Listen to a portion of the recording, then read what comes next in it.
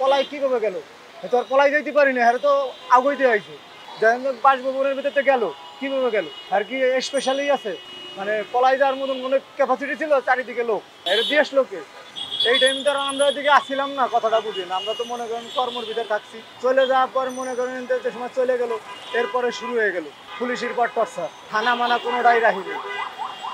বাংলাদেশের যে কোনো প্রান্তে থানা মানা সব পড়াই মানাই চিন্তাবাজি করে লাগছে। মানে এটি যা দেখতেছি, এখন তো আমরা না খাওয়ার অবস্থা হয়ে গেছি। 400-500 টাকা কাম করি, 4জন-5জন লোক মনে করেন ফ্যামিলির ভিতরে 400-500 টাকা কি হয়? তো 1-2 জন পালাই কষ্ট।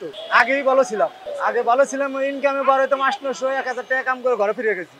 এখন তো 500 টাকা কাম করতে পারি না। আগে ভালো ছিল, মনে করেন আগে ইনকাম ছিল মনে করেন ভরপুর, 1000 টাকা ইনকাম করে যেতাম। আমি তো 500 টাকা ইনকাম করতে পারি না।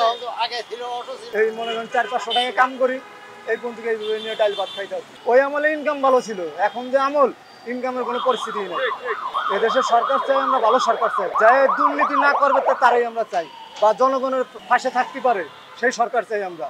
এখন যে আসবে সে যদি এই কাজ করে, এনে তো করার কিছু নয়। আমাকে দেখা যাচ্ছে এটা তো বঙ্গবন্ধু কয়েই গেছে, সবাই পাইলো কম্বলটা, আমার কম্বল নাই। আমরা তো পাইছি চোরের খনি, ভালো তো লোক পাই নেই দেখে। সব কড়া কম্বলে এই একটা কম্বলে হ্যার কম্বলটাই নাই।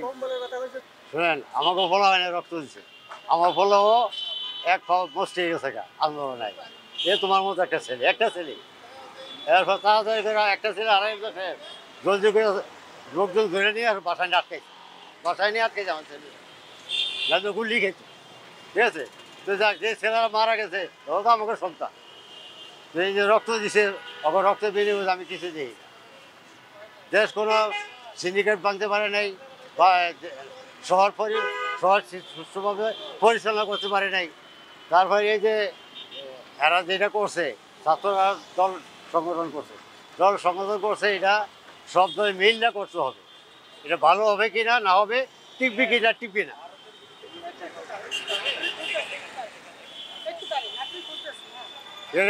এখানে গেলাম, এখানে বড় বড় দলও আছে।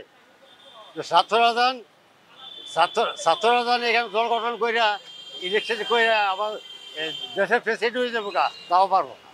এর বড় দল আছে বুঝলাম, এত বড় বড় মাথাওয়ালা আছে।